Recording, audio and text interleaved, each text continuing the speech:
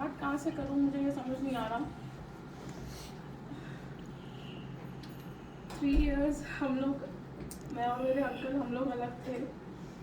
मैं इंडिया में थी, अंकल यहाँ थे। कुछ ना कुछ रीजंस रहे कि हम लोग साथ नहीं हो पा रहे थे। रात बहुत रोती थी।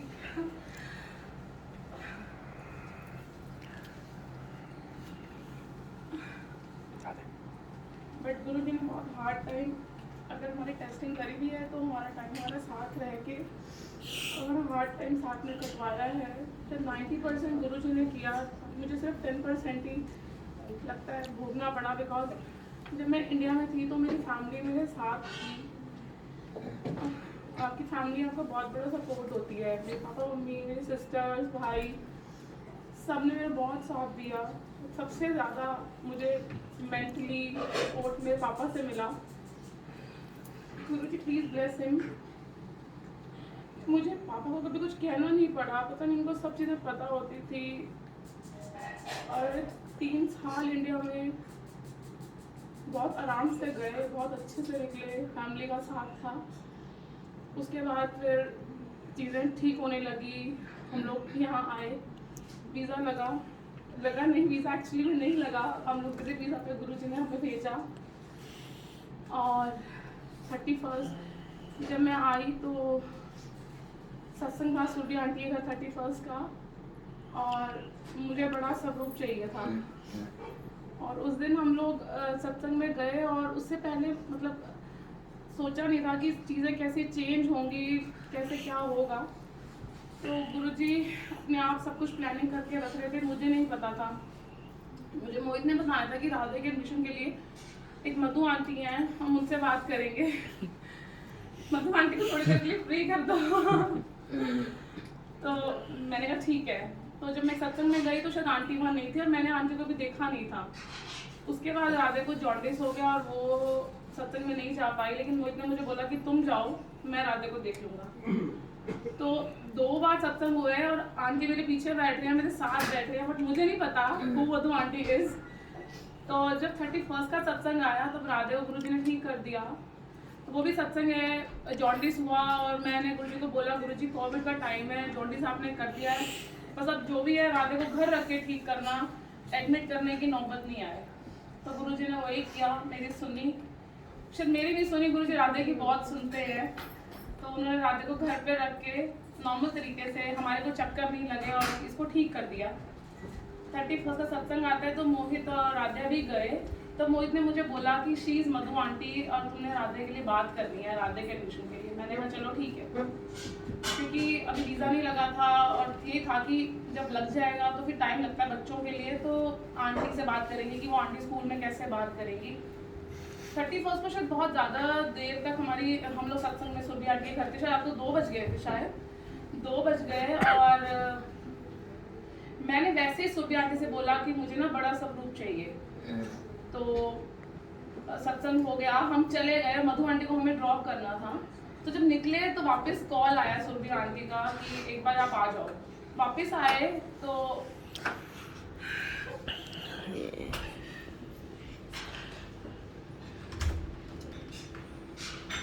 थैंक यू सुरभि आंटी, इतना सुंदर स्वरूप देने के लिए, और हमें न्यू ईयर पे इतनी अच्छी ब्लेसिंग मिली। तो हमने रास्ते में मधु आंटी से बात करी राधे के लिए। तो कुछ आंटी ने बोला कि मेरे स्कूल में कोई पीआरओ है, डिस्कस कर लेना। बट गुरु जी कुछ और सोच रहे थे। तो 2-3 दिन के बाद मधु आंटी को खुद से फ़ोन आया किसी बात के लिए, नंबर देने के लिए। तो पता नहीं कैसे बात हुई कि साक्षी खुद क्यों नहीं स्टार्ट कर लेती जॉब। तो मोहित ने बोला आंटी आप साक्षी से बात कर लो इफ शी इज़ इंटरेस्टेड। तो मैं कहा ठीक है। उसके बाद अपने आप चीज़ें गुरुजी ने मधु आंटी के दिमाग में डाला, चीज़ें होने लगी। और 10 इयर्स का गैप था। Before 10 years I was working, but इतने लंबे गैप के बाद मैंने सोचा नहीं था कि मैं वापस से स्टार्ट करूँगी। और यहाँ आके तो आंटी को मैंने अपना रिज्यूमे फॉरवर्ड किया। उसके बाद गुरुजी ने पता नहीं कैसे घर से उठा लिया। जैसे हम सुनते थे, लोग कहते थे, मैं सुनती सत्संग कि हमारा ये काम हो गया और हमें पता नहीं चला, हमारा ये काम हो गया। मेरे केस में ऐसा ही हुआ। शायद सब कुछ गुरुजी कर रहे थे और मेरे को कुछ भी नहीं करना पड़ रहा था, अपने आप चीज़ें चेंज हो रही थी।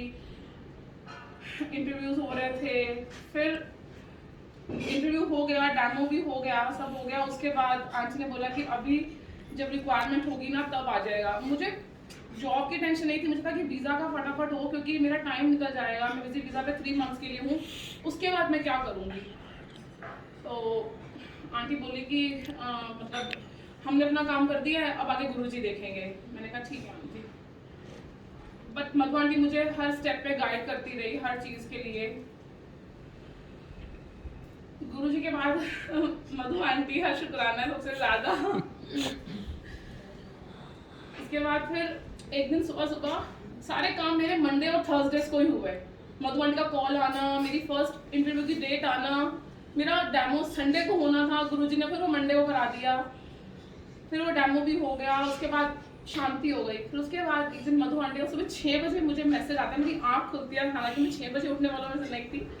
तो मेरी वैसे ही आँख खुली और आंटी का मैसेज आया कि you are selected for the final round और you might get a call today. उसके बाद मुझे नींद तो नहीं आई, अगर गुरुजी सुबह सुबह झटका दे दिया, आई एम नॉट रेडी। तो कोई नहीं, फिर उस दिन तो कुछ नहीं हुआ। फिर मुझे ना मेरा मंडे का सत्संग था, 8 को हमारी एनिवर्सरी थी और 7 को सत्संग था। तो मैं अपनी तैयारी तो इंटरव्यू के लिए कर ली थी। तो मुझे आंटी बोली कि अपना स्कूल ही बुला लेंगे। मैंने कहा ठीक है आंटी। तो मेरा तो आंटी ने मुझे गाइड किया कि तुम साड़ी पहन के जाना। तो मैंने कहा ठीक है आंटी। तो अब वो साड़ी तो मैंने ले ली, अभी वो टेलर के पास ब्लाउज है और चीज़ें ऐसी हैं। तो मोहित ने कहा कि मंडे को मैं ऑफ लेता हूँ सत्संग के लिए, ट्यूसडे को बाई चांस वो हमारा नेशनल स्पोर्ट्स डे था तो सबकी छुट्टी थी। तो छुट्टी ले ली मोहित ने मेरे सत्संग में हेल्प करने के लिए। तो अभी सुबह ही उठे, अभी हमने चाय बनाई और इतने में ना मुझे स्कूल से कॉल आ गया HR का कि you have to come today 1:30 और 9:30 हो रहे हैं, जिससे मेरे पास कुछ भी नहीं है, मेरे को तैयारी नहीं है। और उसके बाद तो मतलब हम दोनों हस्बैंड वाइफ ऐसे हम लोग, मोहित तुम जाके वो लेकर आओ, मेरा ब्लाउज लेकर आओ, मैं ये कर रही हूँ, मैं वो कर रही हूँ। और कैसे करके हम 1 o'clock हम स्कूल पहुँच गए और वहाँ जाके चला पता कि प्रेसिडेंट सर ही नहीं आया, तो आज इंटरव्यू नहीं है। और अगर गुरुजी आपने तो पकाया आज बहुत ज़्यादा। खैर सत्संग हुआ शाम को, चंदन तिलक में गुरुजी ने ओम ब्लेस किया, मैंने पिक्चर भी शेयर की थी। उसके बाद फिर मेरा फाइनल थर्सडे को आया। तो मेरे मेजर काम गुरुजी मंडे और थर्सडे करते जा रहे थे। तो जो मेरे को डर लग रहा था कि मैं अब जा रही हूँ फर्स्ट टाइम, तो जूम पे सब चल रहा है। तो फिर मैम से मिले, प्रिंसिपल मैम से मिले, उनसे मिलके बड़ा ही कूल सा, मतलब ऐसा लगा ही नहीं। हालांकि आंटी मुझे प्रिपेयर कर रही थी कि तुम ये अपनी सोच लो, ये सब चीज़ें तुम्हें बोलनी है, बट कहीं ऐसा कोई पॉइंट ही नहीं आया कि मुझसे कोई क्वेश्चन हुआ। मेरे को बड़ी हैरानी है इस बात की कि मेरे से कोई क्वेश्चन किसी ने किया ही नहीं।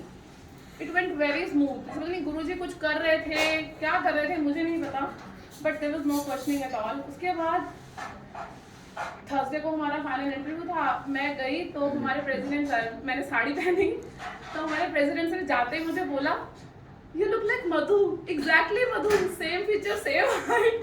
मैं मन में कह रही हूँ आई एम हियर, सिर्फ उनकी कृपा से मैं यहाँ खड़ी हूँ, लेकिन मैं उनको नहीं बता सकती थी अपनी फीलिंग्स। तो बस उसके बाद वो हो गया। उसके बाद मुझे इंडिया जाना पड़ा बिकॉज मेरे को वीज़ा चेंज करना था। वहाँ जाके भी अब QVC की डेट नहीं मिल रही, टाइम हो रहा है, टेंशन हो रही है कैसे क्या होगा, यहाँ पे चीज़ें अलग हो जा रही हैं। अब मैं सत्संग की डेट सुबह मेरे को बोल चुकी हूँ 22 है। तो अब मेरे को मोहित बोल रहे हैं तू आएगी तो सत्संग होगा ना। मैंने कहा नहीं, मैं पहले गुरुजी को सत्संग, मैं कहा गुरु ने डेट रखवा दी है तो एनी हाउ मुझे यहाँ पे लाएंगे। ये हुआ मेरे साथ ना, मेरे नॉन में 3-4 टीचर्स थी, 4 थे हम लोग, जिनमें से QVC का रीटेस्ट 3 का आया, मेरा नहीं आया सिर्फ। This is Guruji.